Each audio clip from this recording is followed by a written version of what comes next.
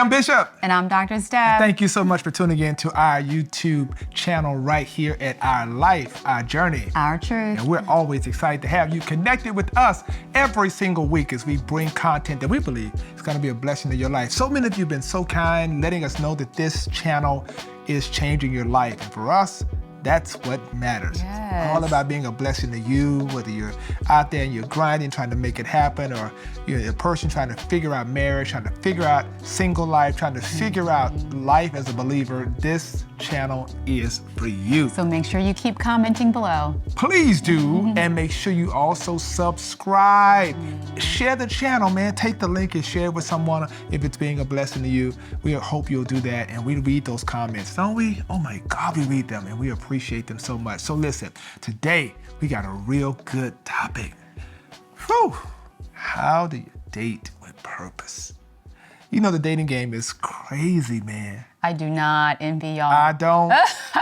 Oh my God, it's like a jungle out there, right? Oh my God. And the way in which people date today is just so different than dating when we were dating. Yeah, for sure, And we've been 100%. watching this and studying this and trying to figure it out, talking to young people, talking to not so young people. What is this thing? What do we need to do? What are the common denominators to help people really date with purpose? And I think that's really it, how to begin with it, is that when you come together, when you date, it should never be this random connection, but it should be something that is purpose-driven. Yeah, not just because. Just because you're lonely, just because you're tired, just because you're sad. Just because you're cute. Just because you need a meal. And we're going to talk about that. Oh my God, that's a trigger for me. You were traumatized? Oh my God. Tell us. You know, man, like for real, seriously, like when I was in college and girls like didn't really like me, but my meal plan money would come in. And like I'd have money in my card and they would like, hey Joseph, I'd love to go out with you. And I'm thinking it's all about me. And they come were to just find hungry. out, man, it was all about you hungry, man. I done spent so much money at IHOP, places like that in college, you know. And I'm like, man, it's crazy, right? So I think that, you really have to begin to look at, like, what is your purpose for dating? What is this idea? What is your heart saying? What is your motive? And so I think the first thing is important, particularly when you think about all the different crazy stuff we're seeing out there on social media, what people won't do, and don't take me to this, don't do this. We have this whole list about the restaurants. Like, I don't want to eat at the Cheesecake Factory. Let's be clear. Our first date was at the Cheesecake Factory. Tell the story. And so we had met over the phone a month before we actually met in person. Right. But that day that we met in person, he was like, well, where do you want to go eat? And in my mind, we're in Boston, I'm thinking, oh, I'm so hungry. I know this man is going to try to take me to some ritzy French restaurant where I'm not going to eat, and we're going to have to have an after meal. Right. And he's at the Cheesecake Factory, y'all, and I was jumping for joy. Predictable food, good food, low-key, not pretentious, and I was on it. And so, like, I like to eat. So, take me to Cheesecake Factory. Take me to J Alexander's. Like, take me to some place where we can, like, eat and chill and, like, not feel like we have to put on, some air in order to walk in the door. Somebody out there right now like, well, I don't agree with that. You don't take me to so-and-so. Maybe that's why you single.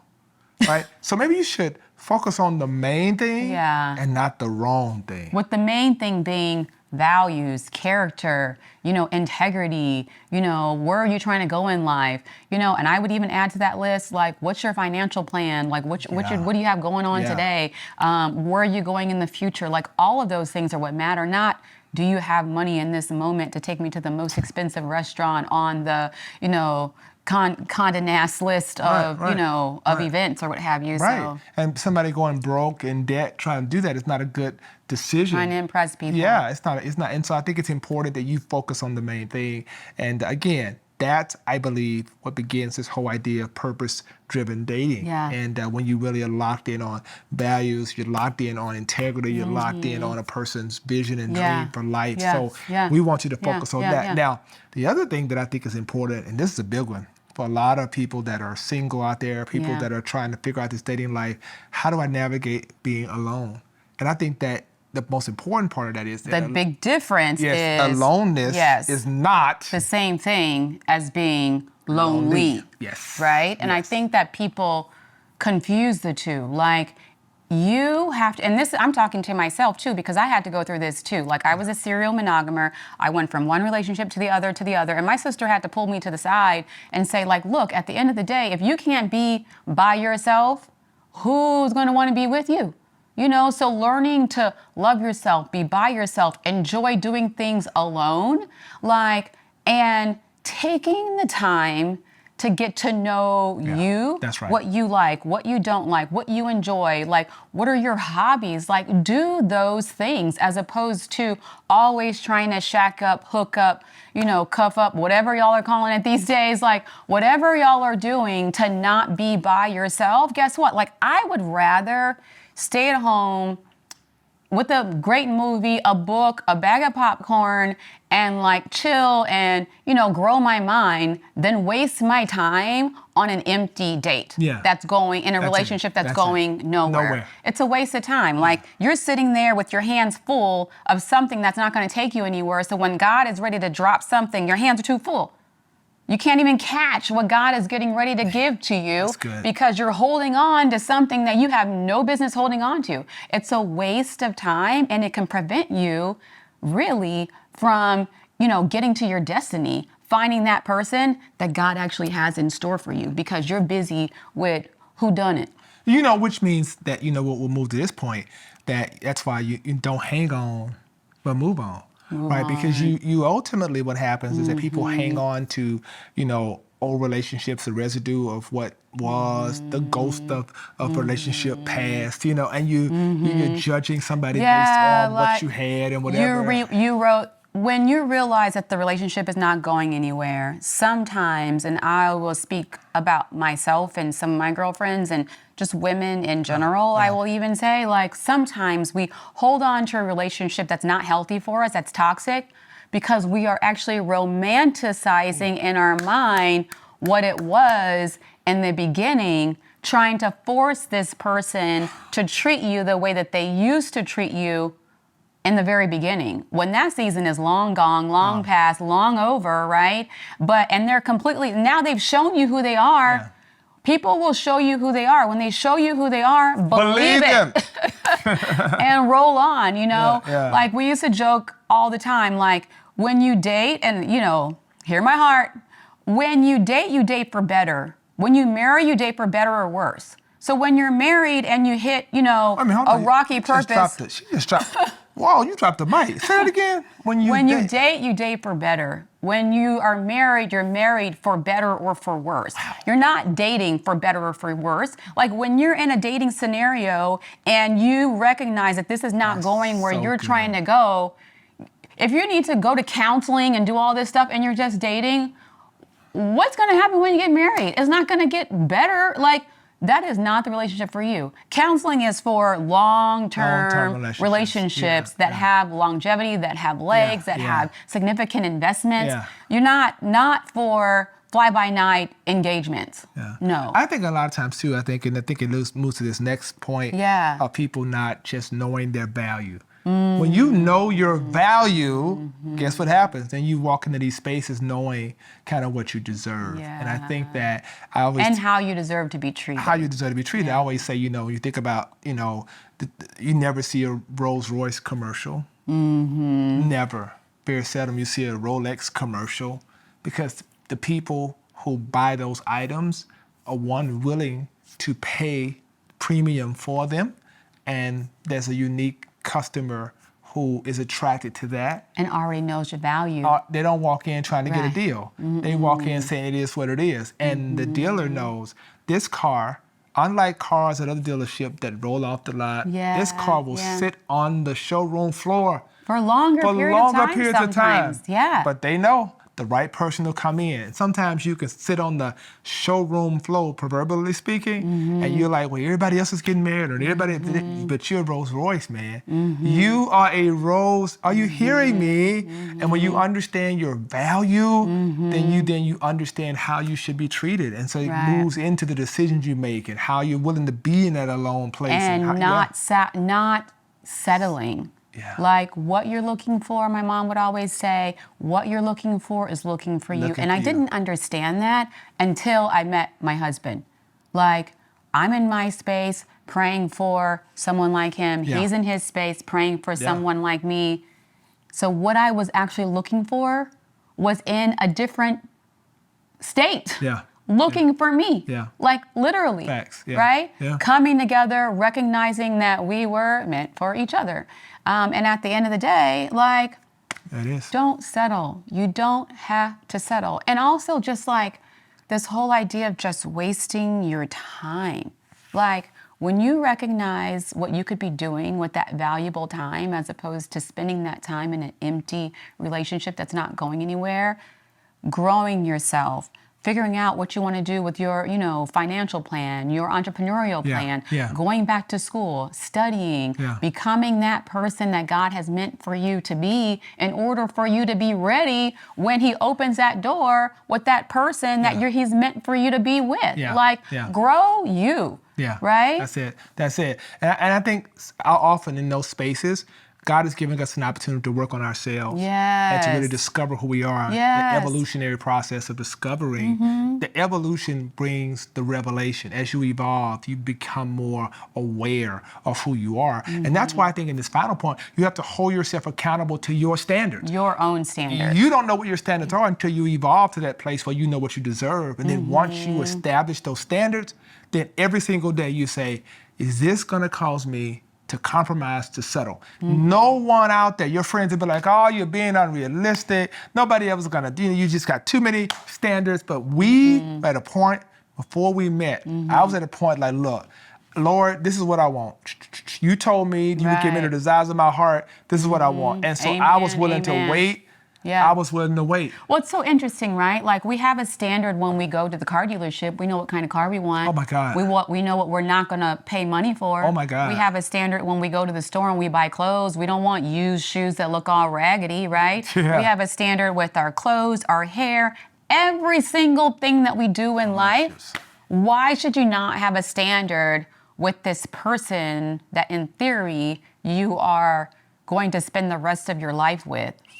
Hello, like that's the number one standard that you should have. But on the flip side, right, you can't have standards that you also do not fit. Do not fit, yeah. So you have to be mindful of that. Your standards can't be way up here and you're not working on yourself to put yourself way up there as well, right? So it's not about the looks. It's not about the money. It's about what you have going on inside of you, what your game plan is in life, like all those other important values in terms of integrity and character and all that. Like all those things matter. Yeah. But are you holding yourself to the same standard that you're trying to hold other people to? Yeah. You got to ask yourself. Can I tell you a story? Uh-oh. Let this bless you. So imagine you have a desire for a flagship BMW, 7 Series, fully loaded. You have Joan about it. You got a picture of it in your room. You save up for it. It's on your vision board. What you want. That's your standard. Now the car is on back order. You can't get it until they say it's going to take at least 12 to 18 months for us to even find one for you. But however, we have a 5 Series, fully loaded, that we will discount for you. It's got all the bells and whistles, and we'll give you $5,000 off of this 5 Series, which is the next level down, if you just take it right now. Now you're contemplating, and this isn't financial advice, this is just an illustration about relationships. And so now you say, well, you know what? I can get away with this. It's got all the stuff I want. I'll take the 5 Series. So you take it and you feel good about it. You're driving it for 6 months, driving it for 8 months, and then you're at a light. And then somebody pulls up in that 7 Series. And now you're looking like, now why are you looking? Why are you still coveting?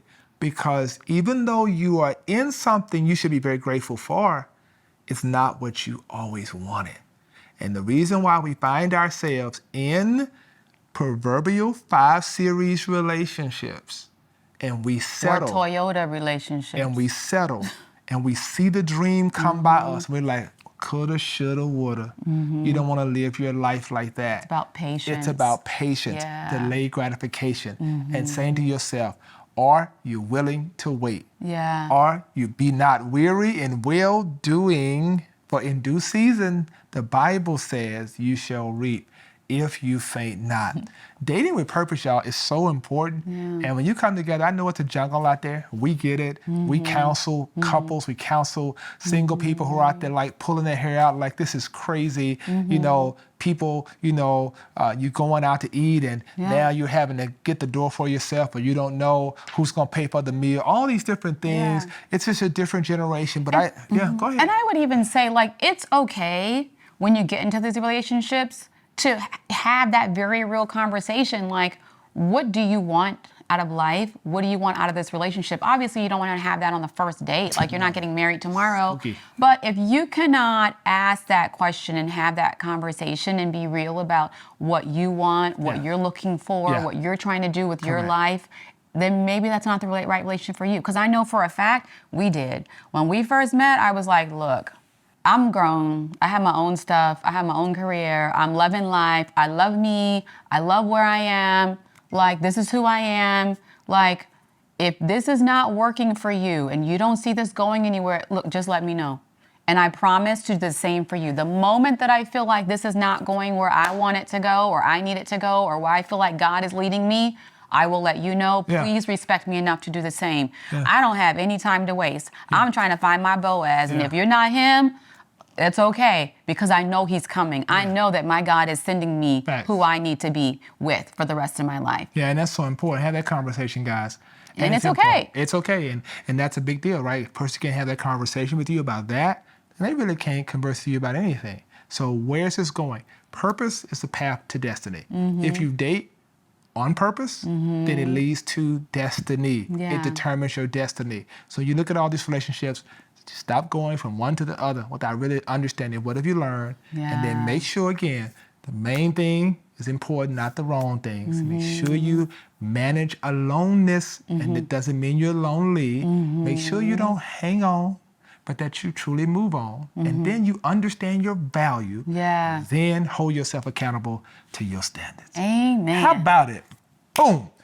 We hope that blessed you today. Thank y'all so much for tuning in, and it means a lot to us. We want to make sure now you comment. We can't wait. Now, this one's going to have a lot of comments, and I want you to share it. Listen, if each one of you who are watching this will share this with at least 10 people, you know some people out there that's out there in that dating world, send it to them. Copy the link. And we want to hear from you. If someone sent it to you, let us know your thoughts. Let us know what you want us to talk about. Make sure you subscribe to this channel, and make sure you follow this woman, Dr. Steph. Follow me, Joseph Walker 3, on IG. We appreciate you so much, and thank y'all for tuning in. I'm Bishop. And I'm Dr. Steph. Till next time, peace.